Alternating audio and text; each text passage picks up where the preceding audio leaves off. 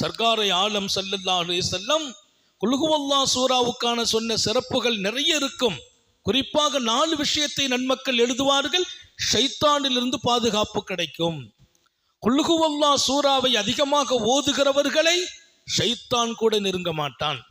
குல் ஹுவல்லாஹ் சூரா அதிகமாக ஓதுகிற வாய்ப்பு கிடைத்தால் இரண்டாவது அல்லாஹ்வின் அன்பு கிடைக்கும்.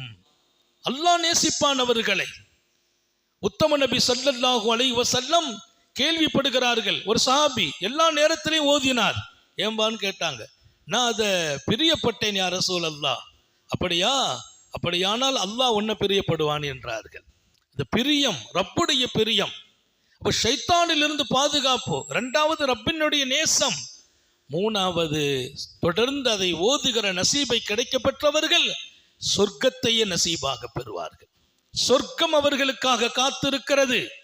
சொர்க்கத்தின் உயர்ந்த தரஜா, சாதாரண இடம் அல்ல, மிகச்சிறந்த இடம் அவர்களுக்கு சொர்க்கத்தில் இருக்கும் என்கிறார்கள் நபிகள் நாயகம் ஸல்லல்லாஹு அலைஹி வஸல்லம்.